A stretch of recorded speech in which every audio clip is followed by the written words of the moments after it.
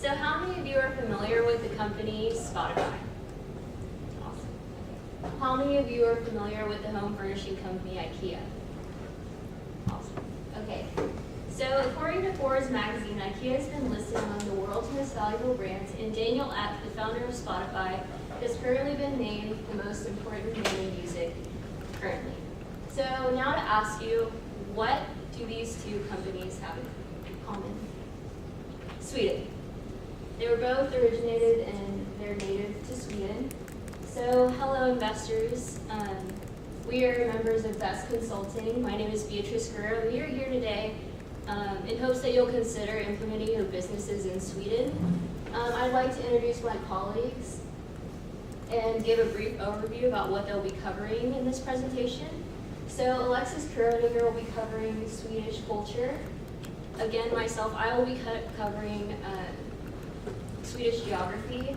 Felix Bockinger will be covering the economy. Maria Guadra will be covering the government, and Andrew Strait will be covering the infrastructure. So now I'm going to hand it over to Alexis Corona so she can talk about the culture of Sweden. Hi, so as Bea said, my name is Alexis, and I'm an expat. I lived in Sweden for about 5 years, and I'd like to talk to you today about the culture of Sweden by discussing language, business etiquette, and just some things you need to keep in mind about Swedish society if you choose to do business here. So firstly, language. The official language of Sweden is Swedish. However, according to a 2012 study by the European Commission, English, German, and French are all pretty commonly spoken in Sweden. 86% of Swedes said that they spoke English, so doing business in Sweden, it wouldn't be hard to find someone that spoke English. Also, most business is done in English, which is obviously a plus. There is a standard form of Swedish, but there are 6 major dialects that vary throughout the region, as you can see in that picture there. So there is South Swedish, which is the dark blue. There's Svealand Swedish, which is the dark green. Finland Swedish, which is mostly in Finland, but also found in Sweden, and it's orange. There's Jutland Swedish, which is the red, and then Norrland Swedish, which is the dark green, kind of got a little covered, and Gotland Swedish, which is the light green. So, as I said, business in Sweden is done in English, but learning Swedish is also beneficial when you're trying to communicate with natives or if you're trying to do anything outside of business. So, learning the language is pretty easy. According to Business Insider magazine, it's one of the easier languages for English speakers to learn just because it's very similar with verb conjugation and there's similar syntax and cognate words. Also, it has a very sing-song pronunciation, so the cadence is very up and down, and it's just very easy to pick up along the way. So next, I'd like to talk about business etiquette. Punctuality above most things is valued. It's important to be on time. If you're not going to be on time, you should call, let someone know. Time management is also pretty key. Planning, scheduling is all very important. If you want an interview, if you want to meet someone, it's very important that you schedule it ahead of time, just out of respect. Additionally, gift giving. It's not typically given like when you first meet someone to be like, here's a gift. According to businessculture.org, it's safer to wait for your Swedish counterpart to give you a gift before you give one, or until the business transaction is closed. The dress code in Sweden is very similar to American business dress, so like this for a business appointment. But in the workplace, it tends to be more casual. So jeans, t-shirt. As you can see, these people here are they're taking like a lunch break. And they're very comfortably dressed, nothing too strenuous. But going out like on just like exploring, shopping, anything, they tend to be pretty well dressed anyway. Nothing really like sometimes people in pajamas, you're like, what, like wall Martians. You don't really see that in Sweden. Body language in Sweden is typically reserved. They don't really gesture with their hands a lot. They kind of explain what they want to say, and just relatively keep their hands at the side. According to ediplomat.com, they don't touch other people or embrace in public. They just kind of practical, just kind of say what they need to say, and then when they're home, it's different. They're very big on eye contact. Eye contact is very important, as is in shaking hands. When you enter like a meeting or even a dinner with like, if you go to someone's house and you're meeting new people, it's important that you shake hands once when you're meeting, and it includes like women, children, everyone. You shake hands with everyone, and then you shake hands again before you leave. So, now that I talked about business etiquette, I'm going to move on to some facts about Swedish society. This is the Swedish flag. The religion, they're not very religious. They're, according to a 2012 study on religiosity and atheism, they tend to be half the population said they weren't very religious. 29% said that they actively went to church and things like that. Because there is a church in Sweden, it's just not very popular. They do, however, have place importance on religion for certain holidays like Christmas or Easter, and for christenings, marriages, funerals, anything like that, they go back to the church even though they don't actively practice. The population, there is 9.7 people in Sweden currently, according to the CIA Fact Book, and most of them are urban. So in Stockholm or Göteborg, there's a bunch of people, mostly in cities, just because as people talk about the geography, most people are in the south and the cities. There's also an indigenous population in the north. They're semi-nomadic, they're called the Sami. There's about 20,000 of them, and their industry relies primarily on reindeer. Some final fun facts about living in Sweden. It's important to shop before 5 p.m. The businesses tend to close down, especially on weekends. They tend to close early just because it's just important for them to do most business in the day, so the afternoons or the late afternoons and the evenings are for family. Many businesses close in July. A lot of Swedish people get a lot of vacation time, and they choose to take it in summer because it's the most pleasant there. So businesses will typically shut down just for that month, and then they'll resume again in August.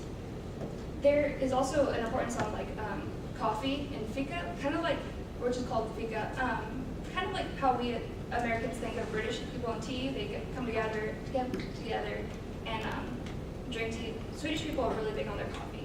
They come together, they bond, they'll do it at lunch, they'll do it at least once a day. They will partake in this activity. Also, Swedish people tend to be very outdoorsy, rain, shine, snow, sleet, anything. They will either be like hiking, they'll be skiing, boating, anything. If you're an outdoorsy person, Sweden has got you covered because they have plenty of outdoor activities. So now that I've talked about Swedish culture by highlighting some facts about language, business etiquette, and Swedish culture, I'm going to pass it off to B to talk about geography. Thank you, Alexis. Hi everyone, again, my name is B. I am a retired land surveyor, and I'm currently a public relations specialist for the nation of Sweden, and I will be talking about geography.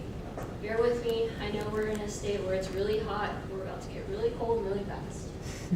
Okay, so first I'm going to talk about the location, then I'm going to move on to the climate, and lastly I'm going to talk about the nation's capital, which is Stockholm, because it's a really vital part of the nation. So first, I'm going to give you a little tidbit on some really trivial stuff, but it's really important to know because if you do decide to do business here, you will have to move here. And it's pretty cold, and you might want to, like Alexis here said, take the summers off, maybe come back to the States, I don't know. But anyways, so Sweden is actually a Scandinavian country, which means that it's located in northeastern Europe, and it can get very cold there. Their bordering countries are Norway and Finland.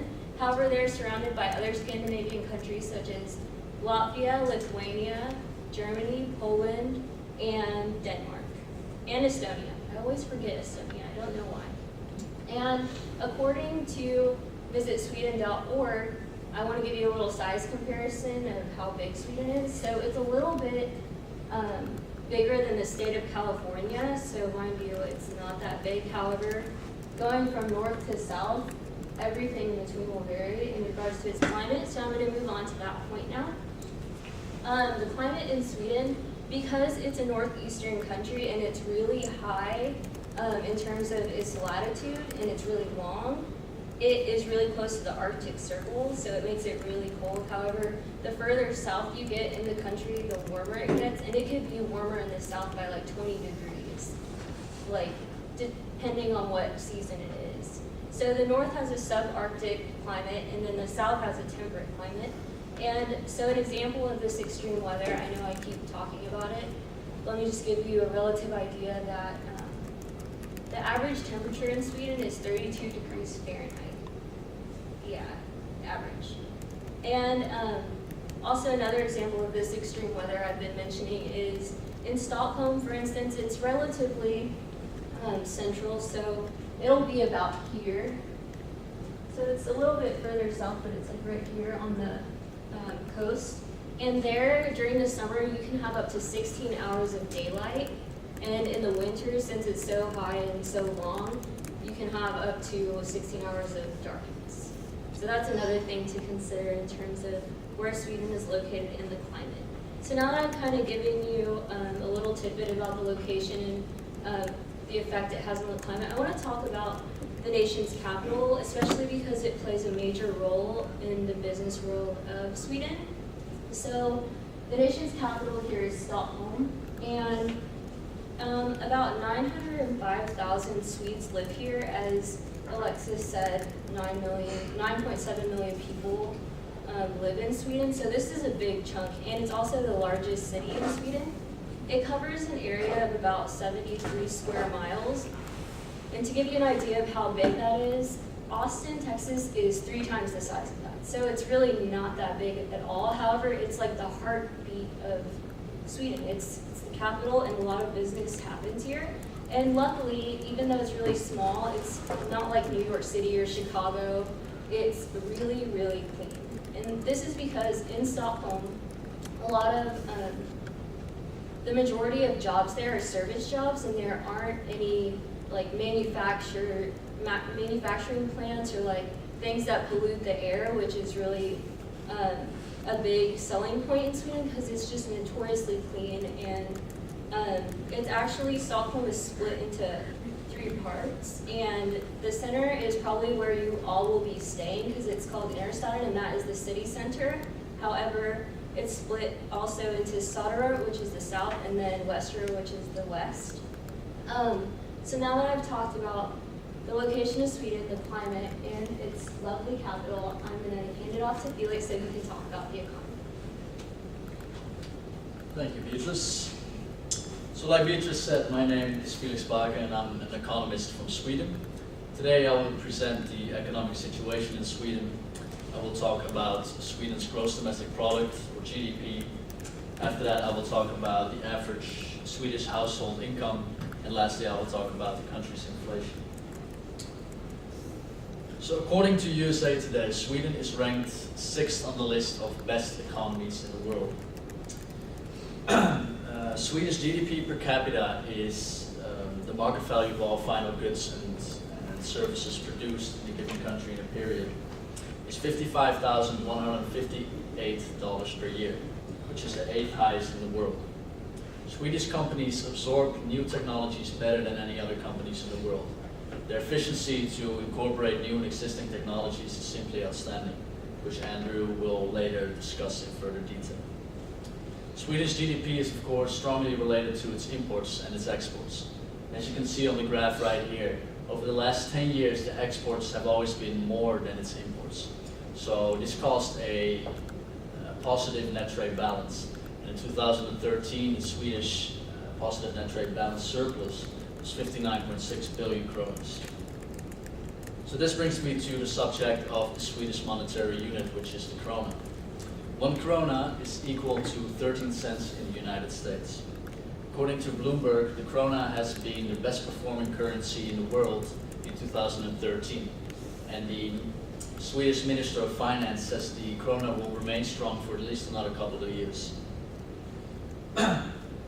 According to the Organization for Economic Cooperation and Development, the average income of Swedish households is $27,456 per year in 2013, which is $3,500 more than the average household in the United States makes per year. However, we in Sweden think that there's too big of a gap between the rich and the poor. The top 20% earns almost 4 times as much as the bottom 20% of the population. So right now we'll talk about the rate of inflation in Sweden. This is of course connected to the Consumer Price Index, or CPI. The Swedish CPI shows the change in price of a package of goods and services that are purchased by Swedish consumers. So these 2 graphs from globalrates.com represent the CPI from Sweden And the graph on the left here shows the CPI over the last year, and this CPI on the graph on the right shows the CPI over the last 60 years. And as you can see, the CPI of 2013 fluctuates around 0%, but most months the CPI was actually negative. As you can see on the graph on the right, it's noticeable that in the early 80s, the CPI almost got until 16%, which is extremely high, and was due to the recession in the early 80s. So in conclusion, I presented Sweden's GDP by talking about its GDP per capita and its imports and its exports. After that, I talked about the Swedish monetary unit and the Swedish average household income compared to the US. And lastly, I talked about the Swedish CPI, which was extremely high in the 1980s and currently fluctuates around 0%. So all these components are part of the reason why the economy of Sweden is one of the best in the world. And now I will give it to Mario, who will talk about the government of Sweden. Thank you, Felix. Well, my name is Mario Cuadra, and I'm a lawyer. I've been practicing law in Sweden for the past 5 years. I'll talk to you a little bit about the Sweden government, and I'll do this by explaining the type of government that they have and how it's structured. Then I'll talk about the economic freedom that the country enjoys, as well as the tax system, and then I'll mention the healthcare system, since it's one of the best healthcare systems in the world. According to the CIA World Factbook, Sweden has a constitutional monarchy. It's divided into 3 branches, which is the executive, legislative, and judicial branch. The executive branch has 2 main powers, which is the chief of state and the head of the government. The chief of state is King Carl XVI Gustav. He became king in 1977, and as you may know by now, the king's power is hereditary. The head of the government is Prime Minister Fredrik Reinfeldt, and he was elected in 2010, and he will serve 4-year terms. The way that the Prime Minister is elected in Sweden is after the legislative branch holds elections. The party with the majority appoints the Prime Minister, which is normally the leader, and then the Prime Minister elects his cabinet. And then as I said, the legislative branch, it has 349 seats, and they are elected by popular vote. And the judicial branch's highest court is the Supreme Court of Sweden. Now I'll talk about the economic freedom, and I'll do this by referencing Heritage Foundation, which is an organization that ranks countries in terms of economic freedom based on different criteria. And what they basically do is define how involved the government is or how much they affect economic freedom in a country. And based on Heritage.org, the country ranks 20th in economic freedom, having a score of 73.1 on a scale to 100. They're also the 4th least corrupt government in the world with the score of 92.3, also in a scale of 100. And it's a very welcoming country for foreign investors. Foreign investors are treated the same way as local investors. And as a matter of fact, there's no tariffs imposed on imports. And thanks to this, Sweden is the 2nd best nation for foreign investors with a score of 90. They were ranked number 1 until 2008, but since the economy in Sweden depends a lot on the financial institutions, the economic crisis affected them and they descended to the 9th position, but in recent years they managed to get back and stand as the 2nd best country for foreign investors. The tax system is kind of strict in the sense that the highest individual tax is 57% and the highest corporate tax is 22%, giving a total tax burden of 42% of the GDP. This is also according to Heritage.org. But the Sweden's population does not complain about the taxes because they believe that their money is used wisely. And as I mentioned, because they have a special focus on the healthcare, which, as I mentioned before, according to the OECD, which is the Operation of Economic, it's the Organization for Economic Cooperation and Development. Sweden has the best healthcare system in the world. The government pays about 97% of medical costs, and they dedicate 9% of the GDP to medical, to healthcare. According to Sweden's official website, you must be attended within 3 days that you request an appointment with a doctor if it's an emergency, and if the doctor considers that you need treatment, you also have to be treated within the next 3 days. And thanks to this focus on healthcare, the life expectancy of a Sweden citizen is 81.2 years, which is 5th in the world.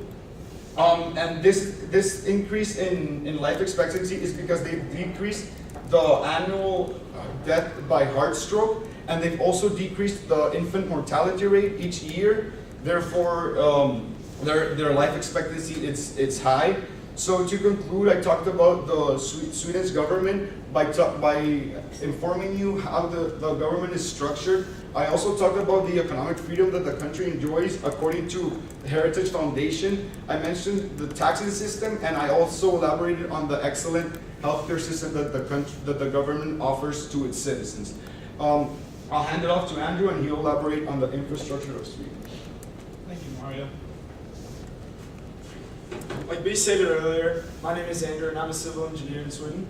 I'm here today to talk to you about the infrastructure in Sweden, which includes the transportation, communication, and technology.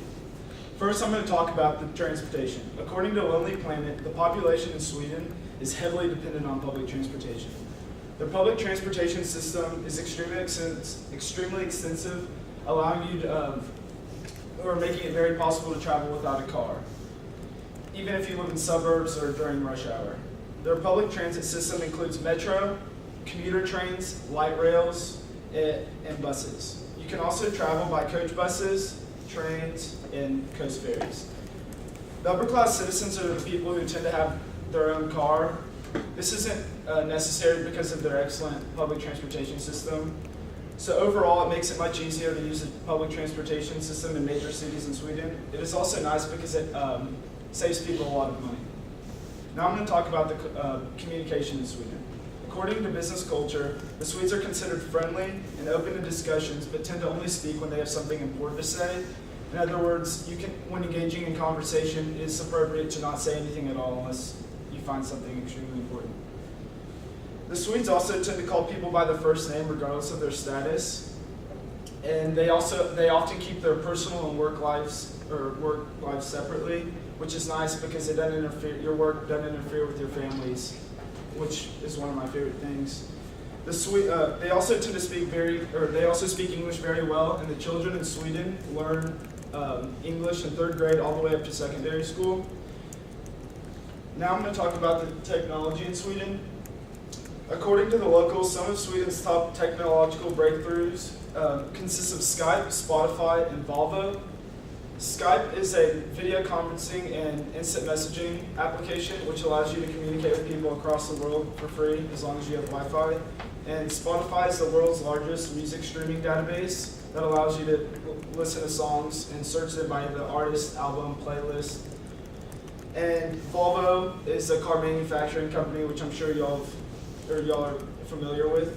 So in conclusion, today I talked about the transportation in Sweden and the most effective and efficient ways to get around.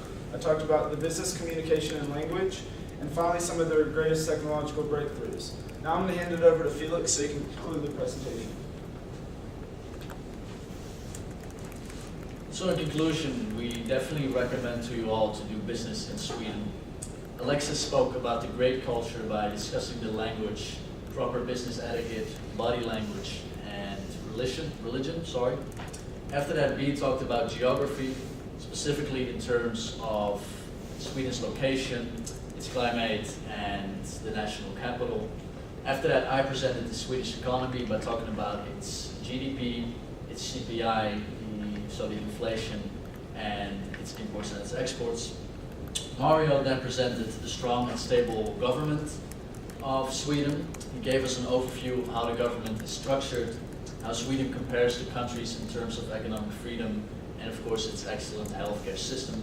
And lastly, Andrew just talked about Sweden's great infrastructure, such as the methods of transportation, communication in the business industry, and Sweden's excellent technological advances. Thank you all for coming here today. If there are any questions, please let us know.